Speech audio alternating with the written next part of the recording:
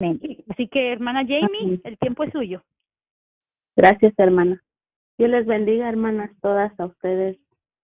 Amén. Amén. El Le Señor damos la hable a bendición. nosotros. El Amén. Señor hable a nosotros y que su palabra se quede en nuestro corazón para cuando podamos testificar de su palabra, esta palabra sea como a un rema en nuestra vida, ¿verdad? Que tengamos que compartir de su palabra. Porque Amén. este libro, vamos a empezar el libro de Primera de Tesalonicenses.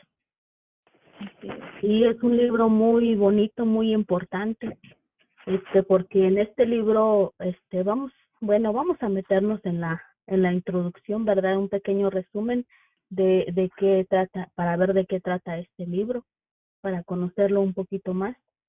Amén. Bueno, ya en el nombre sea del Señor, Padre, usa mis labios, Padre. Aquí estoy, Señor, dispuesta para que tú pongas tu palabra, mi Señor, y para que tú nos des a cada una, mi Señor, y toques en la área en la que necesitamos, Señor, en el nombre de Cristo Jesús, Señor. De resumen, bueno, la carta a los tesalonicenses, pues ya sabemos que fue escrita por Pablo. Tiene 5 capítulos, es un libro pequeño, tiene 89 versículos. Fue escrita, ya sabemos, ¿verdad? Ya lo había dicho, por Pablo, en el año 51 después de Cristo. Dice, estando él en Corinto con el propósito de alertar y de exhortar sobre la venida de Cristo, el cual es mencionado en todos los capítulos de este libro. Amén. En el capítulo 1 al 3, Pablo le recuerda al pueblo 3 cosas, una en cada capítulo. El primer capítulo les habla cómo comenzó la iglesia. En el capítulo 2 les dice cómo creció la iglesia y en el capítulo 3 es cómo se consolidó la iglesia. Entonces, y en el versículo 4 y 5 Pablo les exhorta a vivir en santidad, en armonía y esperanza ante los hechos relacionados con el regreso de Cristo. En esta carta de Primera de Tesalonicenses explica con claridad el arrebatamiento de los creyentes y cómo debemos de vivir con esperanza y santidad ante la venida del Señor Jesucristo. Amén. Dice, esta carta explica con claridad el arrebatamiento de los creyentes, los que creemos en Cristo Jesús, el Hijo de Dios Padre. Entonces, a mí esta carta, en lo personal, ¿verdad? Yo siempre he querido que se tocara el tema de la venida del Señor. Siempre he querido que hablen de cuando el Señor venga, porque de una manera y de otra tenemos que tener en nosotros que eso resuene en nosotros diariamente, porque dice la palabra de Dios que no sabemos cuándo será el día ni la hora, porque Él viene como ladrón. Entonces, no sabemos si el día en la noche un ladrón no lo esperamos, ¿verdad? Él simplemente llega a la hora que pues no esperamos. Entonces, así va a venir el Señor. Y yo siempre había querido que tocáramos este tema y que se hable. Me gustaría que en todo se hablara un poquito de cuando el Señor venga para todas estar conscientes y que no se nos olvide. Entonces, vamos a empezar. Silas o Silvano y Timoteo eran los compañeros de Pablo. Ellos eran personas de confianza de Pablo, Silas fue un profeta y misionero de origen judío y ciudadano de Roma, compañero de Pablo en sus viajes misioneros como escritor y misionero. Y Timoteo fue discípulo de Pablo y era hijo de madre judía y padre griego. Timoteo fue convertido en el cristianismo con el testimonio de Pablo y fue su compañero en los viajes misioneros. Los dos, Silas y Pablo, acompañaban a Pablo, Silas y Timoteo, perdón, acompañaban a Pablo en toda su trayectoria, en todos sus viajes, y ellos eran sus mensajeros, o sea, ellos llevaban y traían las cartas que ahora estamos leyendo, ¿verdad? Ellos eran los que llevaban y traían el mensaje de cómo era la iglesia, de cómo estaba portándose la iglesia, de las necesidades de la iglesia a la que ellos iban a ver, ¿verdad? A visitar por mandato de Pablo. Entonces dice, Pablo inicia dando un saludo, pues en todas sus cartas saluda de la misma manera. Si ustedes han notado y si ustedes han leído las cartas de Pablo, en todas las cartas él habla dando un saludo. Y en todos sus saludos él dice, damos gracias a Dios por todos vosotros, haciendo memoria de vosotros en todas vuestras oraciones. Pablo oraba por todas las iglesias que él había fundado, dando gracias a Dios, haciéndole memoria de cada una de ellas. Y me imagino que también por las que faltaban, ¿verdad? Por fundar, aquellos que faltaban por conocer del Señor. Dice, recordándoles que siempre están en sus oraciones y que la distancia no es impedimento ante el Señor para estar unidos en un mismo sentir. Vemos como ejemplo, ¿verdad? Ya lo dije en todas sus cartas que él escribió, este saludo predomina al inicio. Y es un saludo bien bonito porque podemos sentir desde el principio la entrega que tiene en el Señor, en su intimidad con el Señor. Dice también, deseando gracia y paz al pueblo tesalónico en el nombre de Dios Padre y del Señor Jesucristo. Gracia para que la palabra sea agradable y bien recibida, para que las puertas donde quiera que vayan sean abiertas al Señor, para que el Espíritu Santo se haga notar tan solo con la presencia del pueblo, del miembro que es de un cristiano, ¿verdad? De alguien que ya ha recibido del Señor y de alguien que ya está en el Señor. Amén.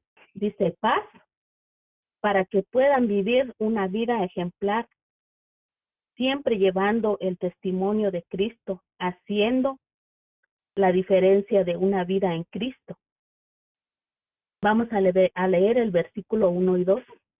Yo siempre me gusta primero dar el ejemplo, primero dar la explicación y después leer el versículo, porque para mí como que primero explicar el versículo y después ir a la cita bíblica se me hace como que más entendible.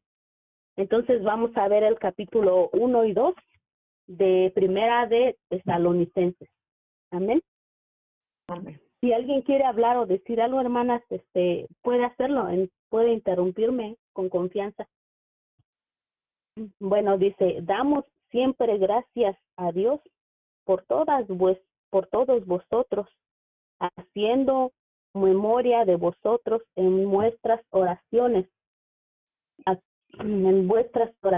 Ay, perdón, me fui al segundo. Bueno, voy a leer desde el primero. Disculpen, hermano.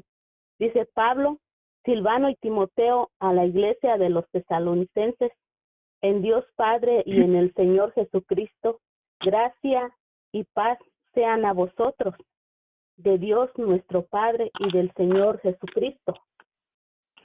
Damos siempre gracias a Dios por todos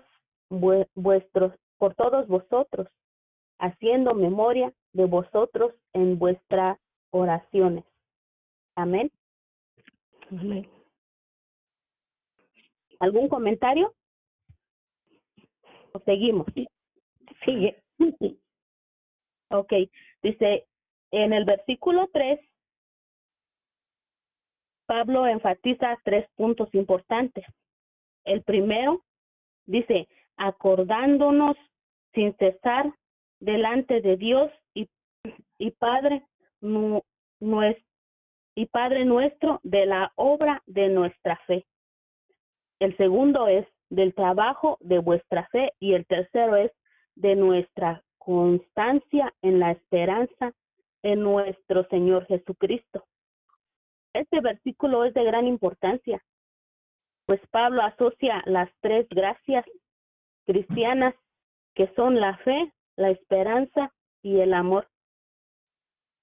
Y en la primera carta a los Corintios, capítulo 13, versículo 13, también reunió estas tres gracias. Dice,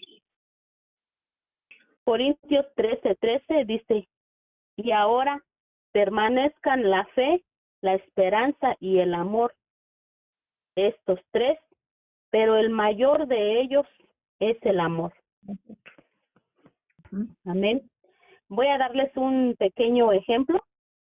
Dice, un científico muy destacado, uno de los que tuvo que ver con el diseño de la capa que protege del calor a las cápsulas espaciales cuando entran a la atmósfera terrestre.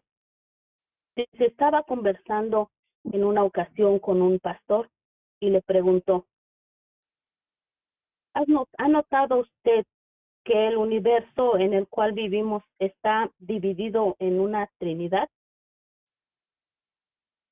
Y el predicador respondió, no. ¿Qué quiere decir esto? Y el científico dijo, usted y yo vivimos en un universo físico que está dividido en tiempo, espacio y materia.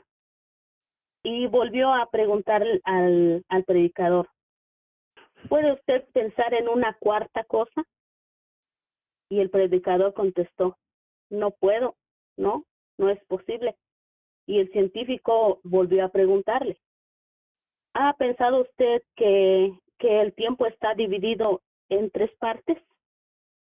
Pasado, presente y futuro. ¿Puede usted pensar en una cuarta cosa? El cual dijo, no, nuevamente contestó, no puedo. Y el científico otra vez le dijo, pues bien, el espacio está dividido en longitud, anchura y altura. La gente habla de una cuarta dimensión, pero se da las circunstancias de que no existe en este mundo material. Y así podemos ver que este mundo en el cual vivimos lleva la marca de la Trinidad y lo interesante es ver que la palabra de Dios hace lo mismo. ¿Por qué este mundo lleva la marca de la Trinidad? Porque es creación de Dios. Pablo en esta misma carta o epístola nos habla del hombre como una Trinidad. En el capítulo 5, 23 de este mismo libro, Tesalonicenses, capítulo 5, versículo 23, dice, y el mismo Dios de paz os santifique por completo, y todos vuestro ser, espíritu, alma y cuerpo, sea guardado irreprensible para la venida de nuestro Señor Jesucristo. Otro ejemplo es en Génesis.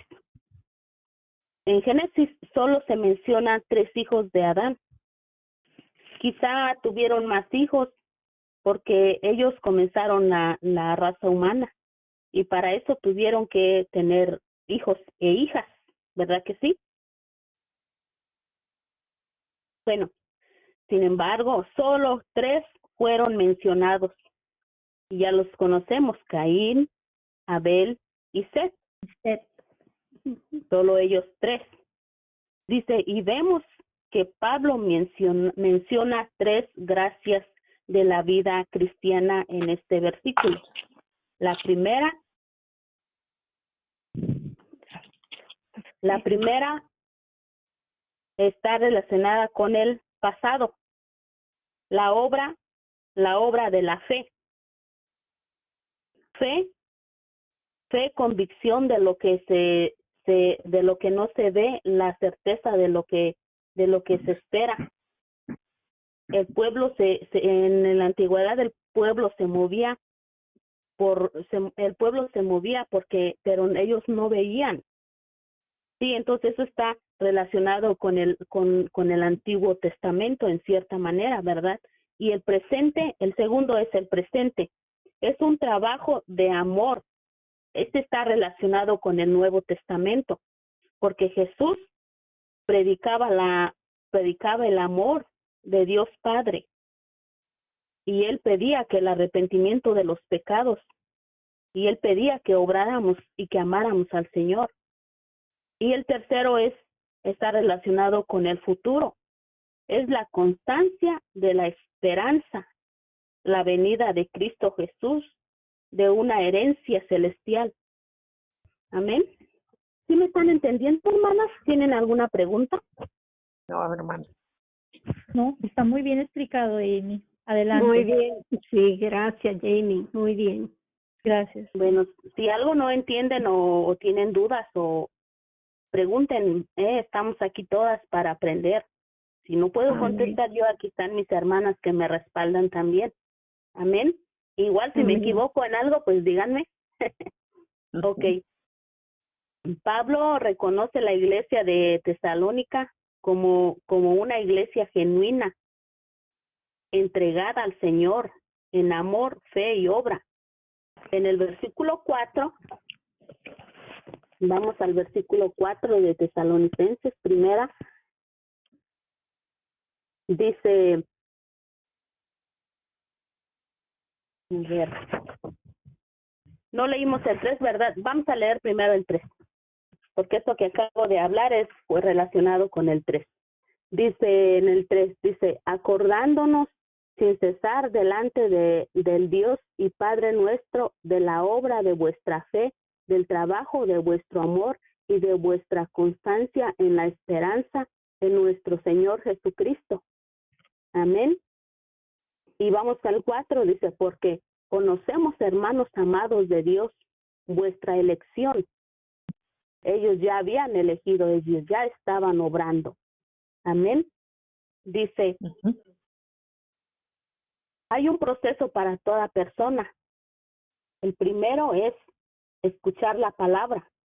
El segundo es aceptar al Señor como su Salvador y único Señor.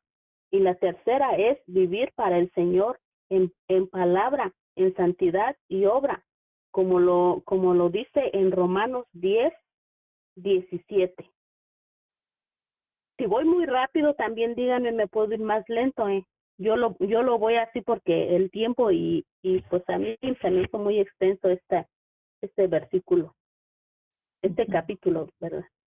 Bueno, dice en Romanos 10:17, dice, la fe viene por el oír y el oír la palabra de Dios. Amén. Dice, esta es la parte natural.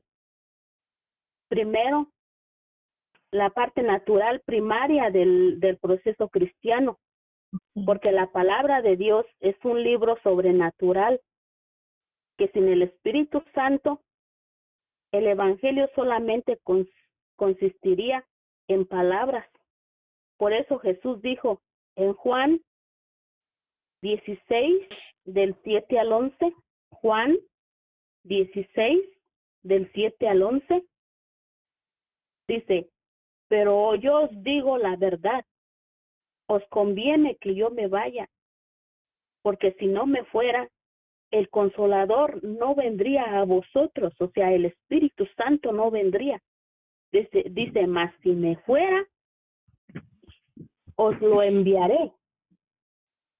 Y cuando Él venga, convencerá al mundo de pecado, de juicio y de justicia, de pecado, por cuanto no creen en mí, de justicia, por cuanto voy al Padre, y no me veréis más, y de juicio, por cuanto el príncipe de este mundo ha sido ya juzgado. Vamos a leer el versículo 5 de Tesalonicenses. Dice, pues nuestro evangelio no llegó a vosotros en palabras solamente, sino también en poder, en el Espíritu Santo y en plena certidumbre, como bien sabéis, cuáles fuimos entre vosotros por amor de vosotros. Amén. Amén. ¿Pregunta? ¿Ninguna? No. Ok. En el versículo 6 dice, y vosotros habéis recibido la palabra en medio de gran tribulación, con gozo del Espíritu Santo. La aflicción con el sufrimiento y la alegría son tan extremas como el día y la noche, el calor o el frío. Nunca las asociaríamos, ¿verdad que no? Si alguien está sufriendo, pasando por una aflicción, no puede sentir ninguna alegría. De acuerdo con nuestra forma natural. Y si alguien está pasando por una alegría en su vida, entonces con toda seguridad no está sufriendo, porque está alegre, está pasando un momento agradable. Dice, por cuanto está contenta, gozosa, ¿verdad? Y dice, sin embargo, ha habido grandes santos de Dios que soportan la aflicción y al mismo tiempo han disfrutado la alegría que da el Señor al corazón. Pasar por esa experiencia es una victoria, un triunfo. Hay personas incluso que se encuentran en el hecho de su muerte o de su enfermedad por situaciones relevantemente duras, pero en sus rostros o sus palabras reflejan la alegría, la conformidad y la paz de Dios que brota con naturalidad en su interior. No hay persona que disfrute de las cosas del mundo y al mismo tiempo esté sufriendo. El mundo no puede armonizar ambas expresiones o serlas compatibles. Mas sin embargo, nosotros como cristianos podemos y tenemos la gracia, ¿verdad? Tenemos al Espíritu Santo que nos ayuda a soportar.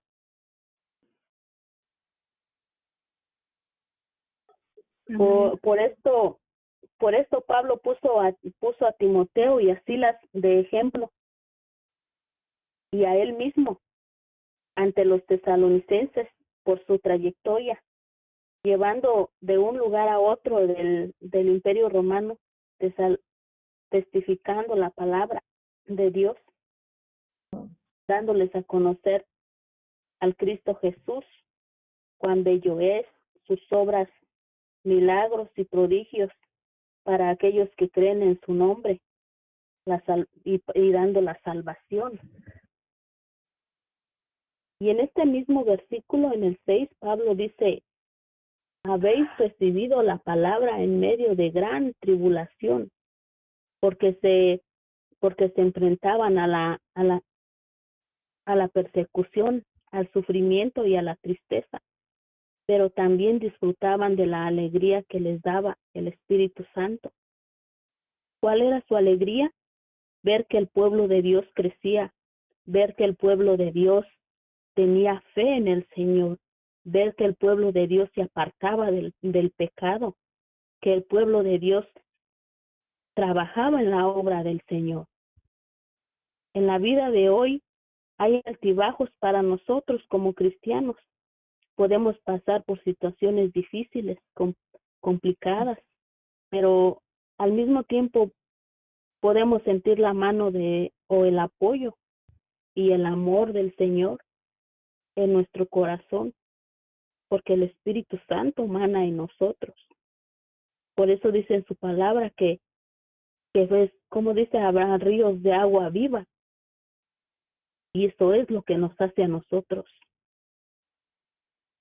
Eso es lo que nos hace a nosotros levantarnos con gozo, con victoria en el Señor, ante las adversidades, ante los problemas, ante las necesidades, ante toda circunstancia. Esteban es un ejemplo. Esteban estaba siendo martirizado, pero él seguía proclamando la palabra.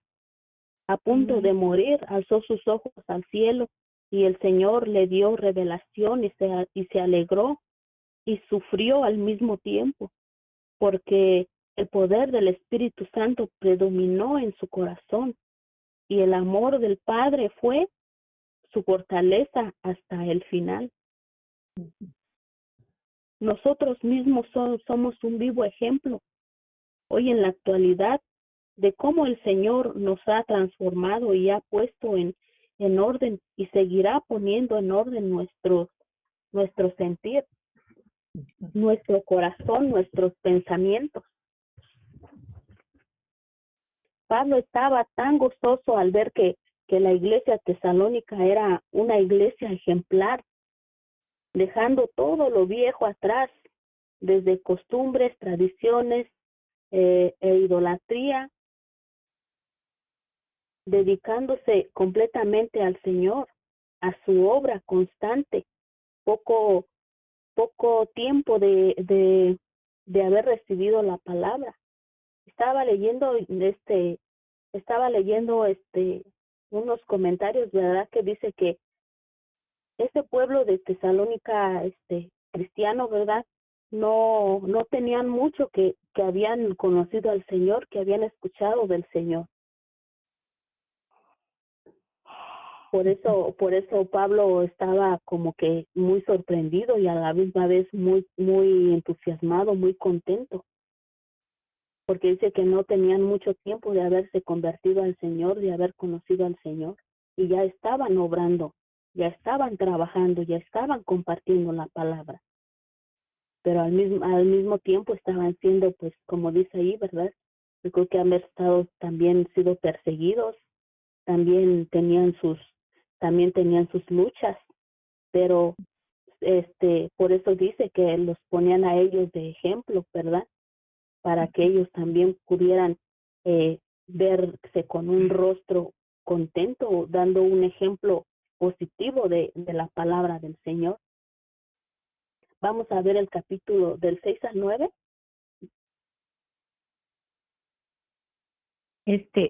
Jamie. Sí. Hermana Jamie, sí, soy yo, la hermana María. ¿Puedo decir algo Claro del que sí, versículo 5? En el versículo 5 que acabas de leer, antes de que pases al 6, donde dice, nuestro evangelio no llegó a vosotros en palabras solamente, sino también en poder, ¿verdad? A través del Espíritu Santo y en plena certidumbre. Y aquí en mi Biblia dice que lo que pasaba es que en la ciudad de Tesalónica, dice que esta ciudad era un gran puerto marítimo y era un centro de comercio e industria.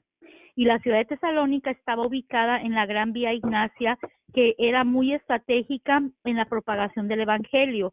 Dice, sin embargo, unos 80 kilómetros al suroeste de Tesalónica se encontraba el monte Olimpo, que era un foco de idolatría. Ahí se idolatraban a muchos dioses griegos. Solo la obra del Espíritu Santo podría mostrar a las personas que el Señor Jesús no era una deidad entre las muchas del panteón griego, sino que solamente Cristo Jesús sino que Jesús, Él es el Salvador del mundo y es el único y verdadero Dios. Amén. Amén. Amén. Sí, ellos estaban ubicados, ¿verdad? En un lugar donde predominaba mucho la idolatría, donde había mucha persecución. Por eso dice aquí que ellos recibieron, como dice la hermana, que ellos recibieron la palabra, ¿verdad?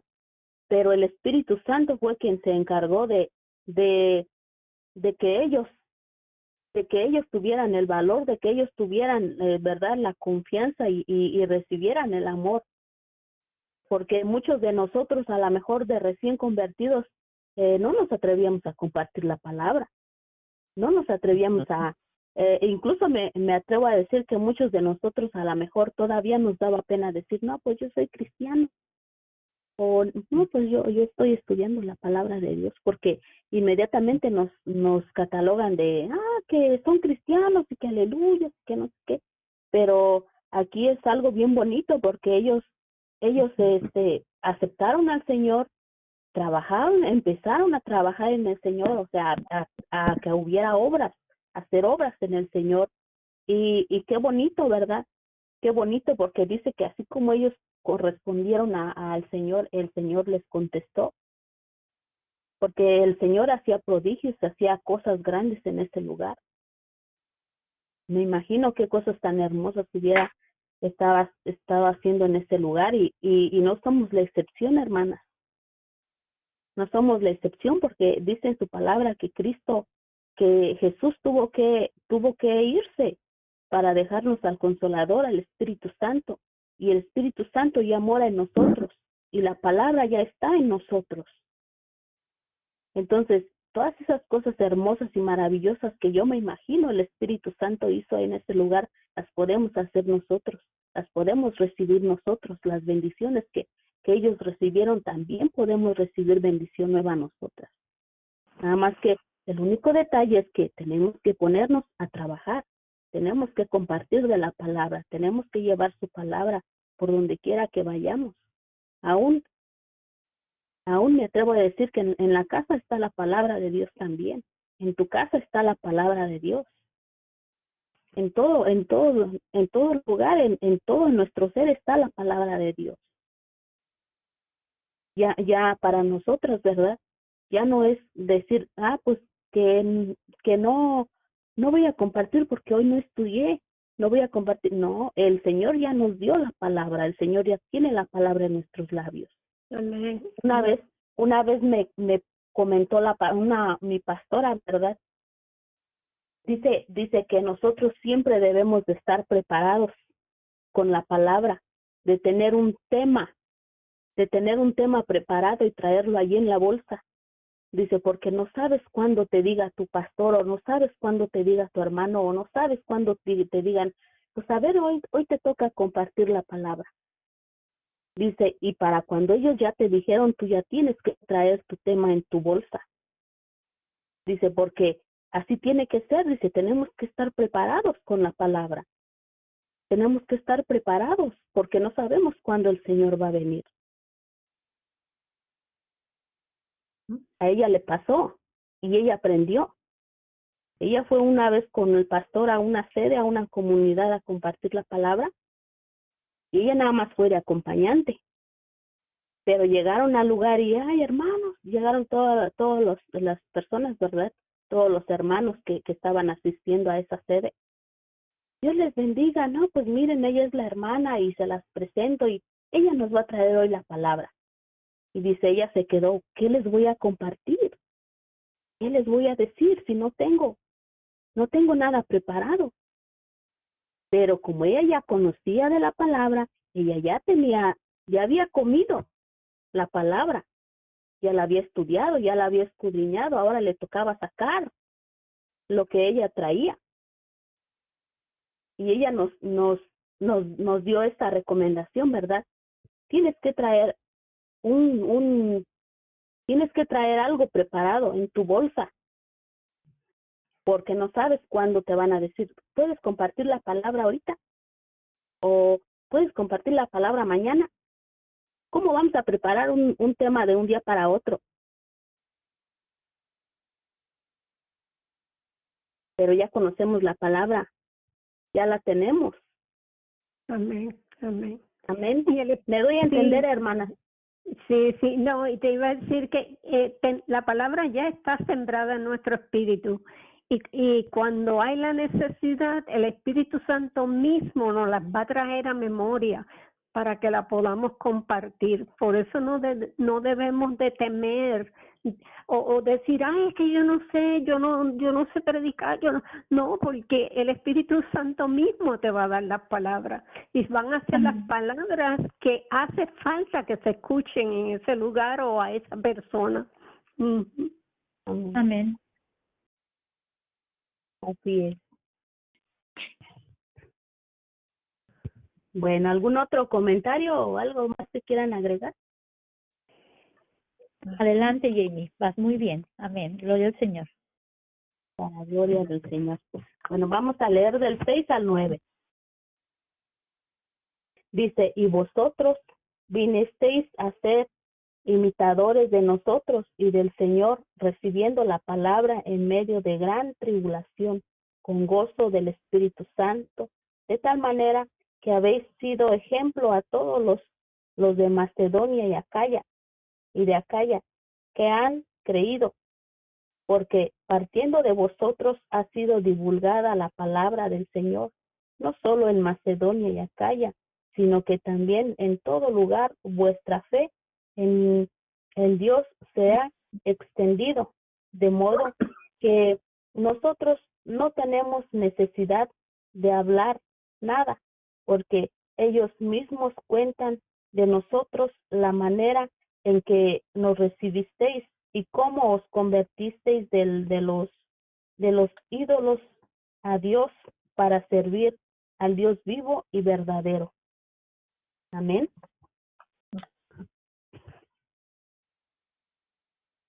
En el último versículo de este capítulo nos dice que esperar de los cielos al Hijo.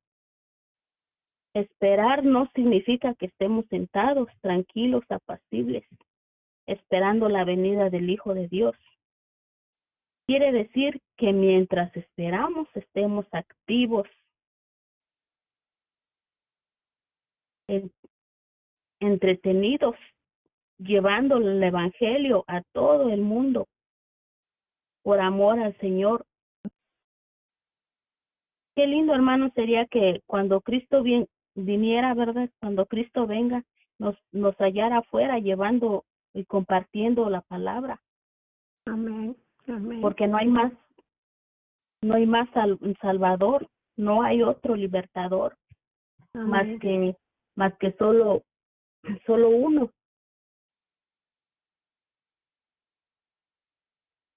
No hay solo un Dios, solo Él es digno. Solo Él es digno de abrir los sellos, dice en Apocalipsis. Lo dice su palabra. Que buscaron a un justo entre todos, entre todo el mundo, entre todo el universo. Y solo uno se halló justo. Jesús, el Hijo de Dios Padre, que siendo justo, limpio, sin mancha de pecado, y siendo nosotros lo más vil, vino a la tierra, pagó el precio por nosotros, siendo inmolado, derramó su sangre en el madero para librarnos del pecado, convirtiéndose en nuestro Salvador y Señor.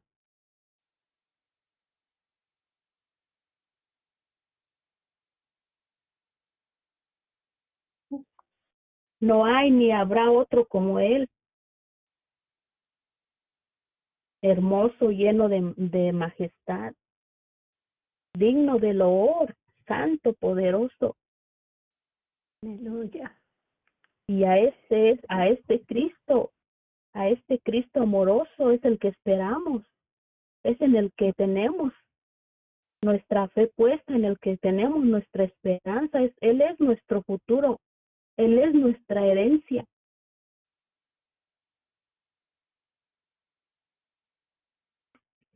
En el último capítulo dice, y esperar de los cielos a su Hijo, al cual resucitó de los muertos, a Jesús, quien nos librará de la ira venidera. Cuando el Señor venga, cuando Él venga de los cielos sobre la nube, dice en su palabra, Él vendrá por sus hijos, por los justos, por aquellos que le esperaron, por aquellos que trabajaron en su obra, por aquellos que se esforzaron por permanecer santos.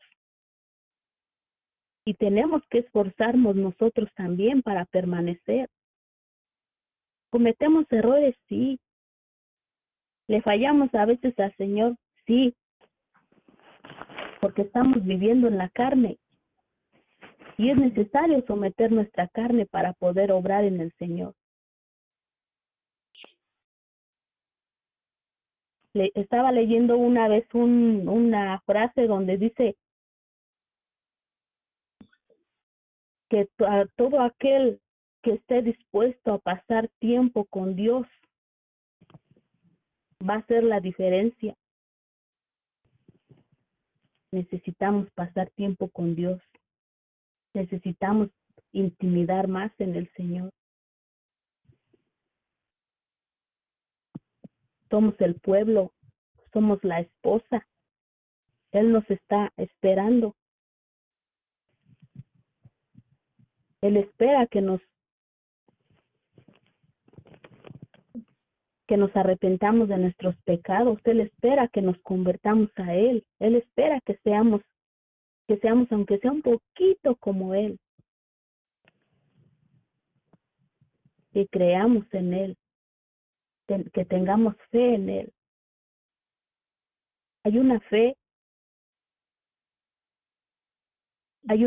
que debemos de anhelar nosotros. Y es esa fe que dice, si tuvieras fe como un granito de mostaza, tú le dirías a ese monte, muévete, y el monte se movería. Esa es una fe genuina, es una fe que viene solamente de allá del Señor. No es la fe que tenemos nosotros que decimos, tengo fe en el Señor, tengo fe en el Señor. No es esa fe. Es esa fe que te hace que puedas hacer lo sobrenatural en el nombre del Señor. Y eso es lo que nos hace falta como hijos de Dios, para poder obrar en el Señor, para poder permanecer santos en el Señor, para poder tener ese gozo en nosotros. Vamos a esperar la venida de nuestro Señor, pero vamos a esforzarnos por permanecer santos y por trabajar en su obra por amor.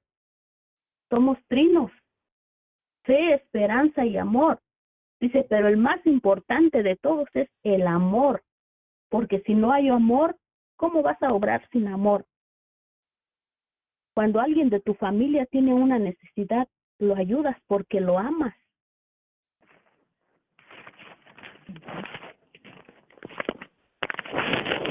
Y cuando una persona externa tiene una necesidad, si no tienes amor por esa persona, ¿cómo lo vas a ayudar? ¿Cómo lo vamos a ayudar, verdad? Me incluyo. Si no hay amor. El amor es el que te hace hacer las cosas para el Señor. El amor es el que nos mueve. Podemos decir, yo hago obras para el Señor, sí, pero nada más las haces porque piensas que eso es lo que te va a salvar, piensas que eso es lo correcto. Pero esas obras no son las que al Señor le interesan. Las que le interesan al Señor son aquellas que tu amor te mueve a hacerlas. Entonces vamos a obrar por amor a nuestros hermanos. Vamos a orar por amor, porque nos duele que nuestros hermanos estén sufriendo, estén pasando algunas necesidades. Somos un cuerpo en el Señor. Si en una parte de tu cuerpo te duele, todo tu cuerpo lo sufre. Así debemos de ser en el Señor.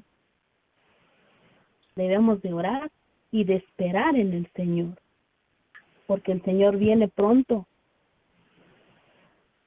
Él viene pronto y no sabemos. Nadie sabe, pero nosotros esperamos en Él. Amén. Esto es todo mi clase, hermana. ¿Alguna Amén. pregunta o algo antes de dejar el tiempo para la hermana? Yo solamente quiero comentar algo que también dice aquí en mi Biblia, Jamie, aquí precisamente del versículo 6 y 7, así rapidito, donde dice, donde Pablo les dice a los de Tesalónica que les dice, vosotros vinisteis a ser imitadores de nosotros y del Señor, recibiendo la palabra en medio de gran tribulación, con gozo, ¿verdad?, del Espíritu Santo. Y la explicación que dice aquí el autor dice que los creyentes en Tesalónica experimentaron persecución debido a su fe, y eso está en Hechos 17 del 1 al 9. Pero Pablo les instruyó que siguieran sirviendo a Dios con alegría. El mundo no puede entender o no puede ver cómo es posible que el gozo y la tribulación vayan de la mano, pero en toda la Biblia los vemos juntos.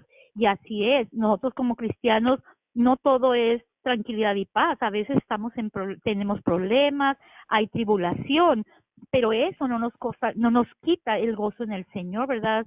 La Biblia dice que el gozo del Señor es nuestra fortaleza. ¿Verdad? Amén. Así es. Entonces, aunque estemos pasando por tribulación, tenemos que estar en el gozo del Señor, porque Él es el que nos da la fortaleza. Y además también dice que una vida de fe puede incluir adversidad, pero es a través de ella, a través de la fe, que ganamos una relación más profunda con el Señor. Y en el versículo 7, donde dice que habéis sido ejemplo a todos los de Macedonia y de Acaya que han creído, aquí dice que los creyentes en Tesalónica eran muy jóvenes en su fe, pero Pablo vio su potencial. Si permanecían firmes en su fe, podrían llegar a convertirse en testigos poderosos para muchos otros en la región. Pablo los elogió por inspirar a quienes oían su testimonio. El sometimiento en obediencia al Señor y no la edad es lo que hace de una persona un buen ejemplo a seguir. Como por ejemplo, Pablo le dijo a Timoteo, ninguno tenga en poco tu juventud, sino sé ejemplo de los creyentes en palabra, en conducta, en amor, en espíritu, fe y pureza, ¿verdad? Y eso lo encontramos en Primera de Timoteo 4:12. Y es verdad, o sea, no importa si un creyente es joven, claro que si es adulto se supone que debe tener la experiencia, pero no siempre es así, pero a veces los creyentes que apenas incluso están naciendo en el Señor, que lo acaban de aceptar, andan en un fuego tremendo, y eso es algo hermoso, y eso es lo que le debemos de pedir al Señor, que nos siga dando esos fuegos, ¿verdad? Su Espíritu Santo, que sigamos gozándonos a leer la palabra de Dios y que sigamos hacia adelante para poder servirle lo mejor que nosotros podamos, que sigamos en ese fuego de su Espíritu Santo. Amén. Es todo. Amén. Así es, por eso Pablo como que se sorprendía, ¿verdad? Se sorprendía mucho y al mismo tiempo era de gran gozo para él, porque como les dije, decía en un comentario, decía que era una iglesia, pues, aparte de joven, como dice la hermana, ¿verdad? Tenían poco tiempo de haber conocido del Señor. Tenían poco tiempo de haber recibido la palabra del Señor. Pero al mismo tiempo aquí vemos que esa iglesia es como un ejemplo para nosotros ver cómo se movía, de qué manera obraba en el Señor a pesar de que tenía poco tiempo de conversión. Amén. Amén. Ya vimos en los libros anteriores cómo debe de ser una iglesia, y aquí ya estamos viendo cómo le digo, cómo es esta iglesia, y así debemos de ser nosotros como hijos de Dios en la iglesia. Amén. Así es. Amén. Amén. Así es. ¿Algún otro comentario o ya dejamos el tiempo porque ya va a ser faltan 10 minutos? Sí, nos quedan unos minutos para peticiones de oración. ¿Alguien más tiene algún otro? Ay, perdóname, Jamie. No, Discúlpame. importa, hermana. Si ya terminaste o todavía alguna otra cosa que quieras agregar. No, ya nada más les preguntaba si tenían alguna otra pregunta o algo, pero creo que ya no. Ya le dejo el tiempo, hermana. Gracias, hermana.